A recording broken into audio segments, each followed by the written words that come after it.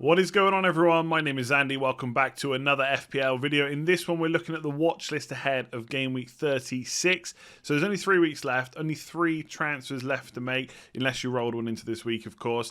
So you've got to be careful about how you use them. You don't want to make any mistakes. There's plenty of points still to play for.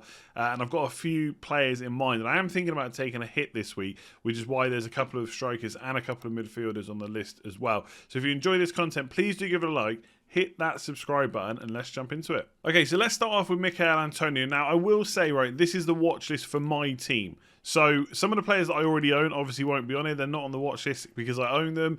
And there'll be some players I'm not looking to get, but we might talk about in other videos. So Calvert-Lewin, for example, I will talk about in the transfer tips video. But because of Man City in the last game, for my team, I just don't think it's going to work correctly. But I will talk about that more in the team selection video on Thursday. So we're starting off with Antonio, and we're, in all seasons, throughout every season for the past 10 years that I've played, there's always narratives that get created. And I probably do it myself, sometimes without even thinking about it. And you get stuck on a point about how a player is going to perform because of this reason. And you don't really take into account everything else. So, for example, obviously, what do teams have to play for? Are they playing for European places, Golden Boot? That's all going to come into our thinking now. With West Ham, dropping points against Everton was really poor. And I will say I'm recording this, obviously, on Monday.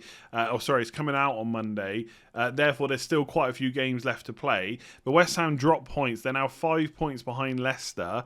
That looks difficult to get into Champions League spots. But Europa League would still be pretty big, and that is a possibility looking at the table here. So they've still got something to fight for, and that is kind of handy. And obviously we've got fans coming back into the stadiums now. I'm sure that will be another narrative that players will play better, etc. Southampton at home at the end of the season is decent, but we're obviously looking at players now with really good fixtures left. There's not really too many that I would look at that have got a bad fixture left to come. So Brighton away, West Brom away, and Southampton at home. Brighton looks like a bit of an easier game because Dunk has gone and got himself suspended.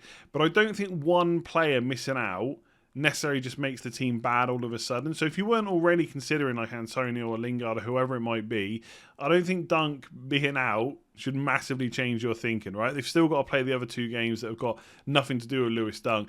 Looking at Antonio's stats, 12 shots in the box, 11 chances created, 2.8 XG. He's always in the right place. You look at his goals, I think it was against Burnley recently, right in front of goal, right? And, we see it all over football Twitter, tapping merchants, all this rubbish. That is where you want your striker to be. That is the easiest place to score goals. And Antonio is always in the right place. The only issue with him is fitness. I don't really see any other problems with bringing him in. He's a cheap price, gives you money to spend elsewhere. The fixtures are really good. Brighton's probably the toughest game, and I could still see them getting points there. West Brom away, Southampton at home are definitely decent. They've still got a European place to play for. Obviously, Champions League was looking good, but getting Europa League would still be a fantastic season for West Ham, especially as it would mean someone like Arsenal or Spurs, someone like that, is going to have to miss out. So they've got the fixtures to do it. If Antonio's fit, they've got the striker, and I'm strongly considering bringing him in because unless he gets injured, he is starting every single game and probably playing 90 minutes as well. So sticking with strikers for a sec, I do have a Vardy-shaped hole to fill because I want to transfer him out this week. So Antonio is one player I'm looking at. Bamford is another one. Now, statistics-wise, he's slightly down, but over the last 6 matches, like if you compare different teams, it probably doesn't matter too much. He's still taking 9 shots in the box. His XG is still 2.18. His stats over the season are just good. So I'm not really too concerned. He's a little bit lower over a 6-match period than Antonio because he's been so good this season. And one thing we kind of forget is Bamford's also on penalties. Now, he's not had that many, and I think someone tweeted me to say his last one was in game week 15, but you can't predict when penalties are going to happen, usually anyway. So that is still in his locker, and I would still see that as a plus over Antonio. There's also less fitness concerns than Antonio as well. I think, yes, I could say I'm hopeful that he plays 90 minutes and, if he doesn't get injured, he's going to be great. But what if he does? That's another transfer to use. I wouldn't have those same concerns with Bamford. Yes, he does get run ragged in that Leeds team like they all do, and we have seen him get injured this season, as most players would. But the concerns aren't quite the same as with Antonio. And I would also say the Leeds fixtures are a little bit better. The last 2 are the same, to be fair. Instead of West Brom away and Southampton at home, they have Southampton away and West Brom at home.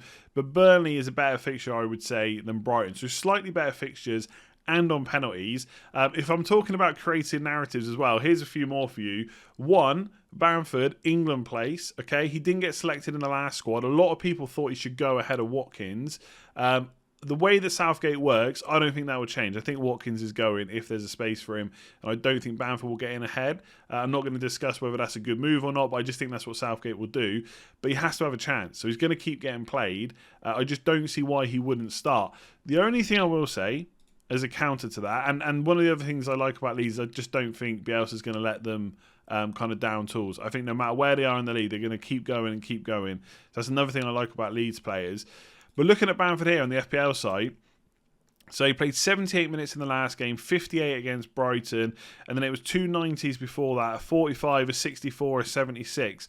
One thing to take into account now is Rodrigo's fit. Now, I follow quite a few Leeds fans on Twitter. Analytic FPL is Simon. He's a Leeds fan. FPL Rhinos is Leeds as well. There's a good few of them about that know their team kind of inside out. And one of the comments that was made was that Rodrigo, he seems to be coming in and playing as this number 9, like Bamford does, instead of playing in behind as a number 10. So there is a chance now that Bamford's minutes might be reduced, but I'm not concerned about him not starting. I think the last 3 games, 15th of May, 18th of May, 23rd, anyone could be rotated in that quick turnaround game week 37, but for Leeds, I just do not see it. So right now, I'm on Bamford over Antonio because I think there's less fitness concerns. He's on penalties, and I think the fixtures are ever so slightly better. I don't think West Ham are going to down tools either because of Europe, so that's not really a concern. But I'm just about on Bamford, but that might change. For anyone that's considering it, it's super close. The only thing with Calvert-Lewin for me is just that game week 38 fixture. That's all that puts me off. But Bamford right now is just about ahead, but the margin is so small that could flip. So Man City players are firmly on the watch list, and I've got a feeling we're going to talk about them as a team a little bit more in depth on the game week preview. But yeah, they're forever on the watch list, and right now, the fact that so many of them got rotated against Chelsea, suddenly they're like right on the radar. If he'd played like a first team against Chelsea, like their Champions League semi-final first 11, then I wouldn't be so boyish about them. But the fact that so many of them got rested, and it's Newcastle away. Now, I know Newcastle played well against Leicester. They still conceded twice, though. And Man City are no pushovers. Neither are Leicester, but Man City, obviously, best team in the league, right? So Newcastle away is very tempting. Now, if anyone, I mentioned it just a minute ago, but if you don't already know, Game week 36 is a Friday deadline, but then 37 is a Tuesday deadline, right? So they play matches on Tuesday and Wednesday. Not, obviously, one team doesn't play on both days, but the matches are over Tuesday and Wednesday. And then the next deadline is Sunday. So I haven't looked at when teams are exactly playing, but it's basically going to be Saturday, Sunday games, then Tuesday, Wednesday, then all on Sunday. So we know Man City are going to rotate. It's just a question now of calling how much they're going to rotate. And again, you have to create a narrative for yourself or try to work it out, because Pep has said before, rhythm matters, i.e. keep playing players, they get into match rhythm, that bodes well for them in future matches. But on the flip side, is Pep going to risk his players the last game of the season ahead of a Champions League final? Potentially not. Flip it again. It's the last home game of the season.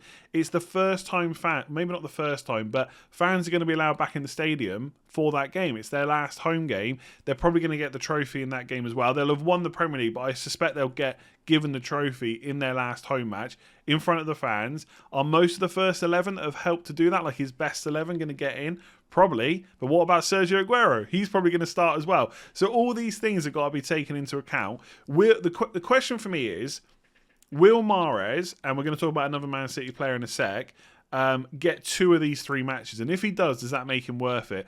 Possibly does, right? I think they're going to get the Newcastle game. Then it just depends whether they get Brighton or Everton. To be honest, I'd much rather they got the Everton game. I think it's a little bit easier than Brighton, and it doesn't have such a quick turnaround. And also for Man City and Chelsea, there's a week until the Champions League final. So if you rest them for that last game, then they'll play on Tuesday the 18th of March. And I'm typing now. Hopefully that doesn't come out too bad on the recording. The Champions League final is on the 29th, so it'll be 11 days between games, right? Maybe he'll rest them, maybe he doesn't. But I think those are good fixtures. And when I look at Mahrez, or when I look at Man City midfielders in general this season, so if I go on to points per match, because season totals don't matter, right? You want to get a player in when they're playing, get the most points and get rid of him again. Gundogan's the top for points per match for Man City midfielders at 5.6. To be honest, he should be on the watch list as well, right? I just think it's maybe a time to go something a little bit more interesting than that. But he's not very highly owned either. So Gundogan's an option. Mahrez is 5.4, so just behind. Then it's De Bruyne at 5.3. So De Bruyne I'm not thinking about because he wasn't fit last week, supposedly. And he's too expensive for my team. But Mahrez can fit in, and his points per match are right up there with the best of City midfielders so far this year. You look at the stats, they're always good. 13 shots in the box, 9 chances created. And I just think he gets 2 of these last 3 games. I could be wrong. Maybe only gets Newcastle. But, like, here's how I'm thinking, right? Mahrez is in their best 11. Okay? He's going to play in the Champions League final the way it's been going. Is he just going to play Newcastle on... When is it? Newcastle is... this Friday, and then not play a game for 15 days? Surely not. So I think he gets 2 starts and he could come on in the other one. That's why he's on the watch list. 8 million, I can afford it. I'm tempted to take a hit because I think Man City players are so lowly owned right now. And yes, some will jump on, but not to the point where they're not still differentials. That's why I'm looking at Mahrez. So Foden's also on the list, right? If you look at the stats for the last 6 matches, not quite as good. But to be honest, I'm not really too concerned about that. I prefer to look at their overall season stats, right? Because I think we've all seen Foden play in the Champions League, etc. We know he's a fairly good player, right? So looking over the season-long stats, Mahrez expected data per 90 is 0.55. So XG or XA combined is 0.55, and Foden is actually 0.54. So they're basically the same. Foden's is made up of 0.29 from goal threat. Mahrez is slightly more creative. The numbers are so minimal difference, I wouldn't really worry about it. The key will probably come down to the price, and I can afford either, but it's what do I want to do in future game weeks and what's going to block me. And if Mahrez blocks me, maybe Foden's just a bit easier to swallow at a £6 million price point. In terms of, the same narratives I've just talked about with Mahrez, I think the same thing applies here. Surely he gets 2 of the last 3 games. Sterling, Torres, etc. maybe get the other one. But I just think that Everton at home game is primed to have a pretty decent start in 11 with Aguero in it. I do think Aguero gets that last game. He has to, surely. I was pretty tempted by Aguero this week, by the way. But given that he played against Chelsea, which I wasn't expecting, I'm not so convinced he also plays the Newcastle game. But it's difficult to judge because the game is a week apart. If it was Game Week 35, Champions League 36, then you'd feel much better about picking the rotation. But Pep might give us some clues, right? And I think one of the reasons that he did switch his team around so much for Chelsea, yes, they just played Champions League, but also you don't want to give away your starting 11. You don't want to give Tuchel a chance to play against the team that he's going to have to face in the Champions League final, right? So I think that was one of the reasons. So Foden, like Mahrez, I think gets 2 of these last 3 games. My hope would be Newcastle and Everton. He's very explosive. For 6 million, I'm not seeing many better options. Gundogan's obviously part of the equation as well. But I just think, is it worth going from Lingard to one of these Man City midfielders? Again, I'll talk about it a bit more in the team selection preview. My only worry is Lingard's definitely going to play 390 minutes. And he's got good fixtures as well. So is it worth it? But like I said at the start, we haven't got much time now to make up big points, hauls or differentials and stuff like that.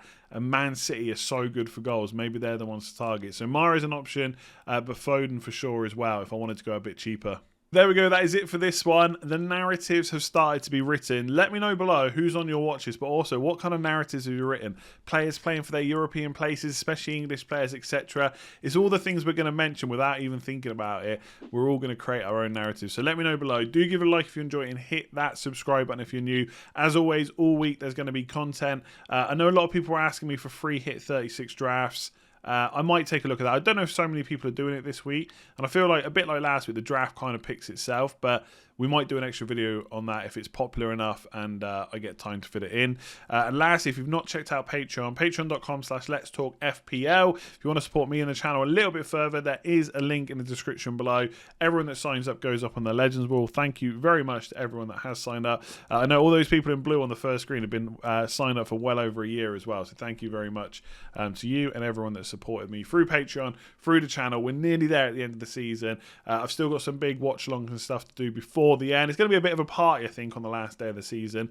So I'm looking forward to that. But I will leave this one there because there's loads more content to come this week. Loads more matches to be played as well in 35. We're still going to knock out the content. Give it a like, hit subscribe, and I will see you soon.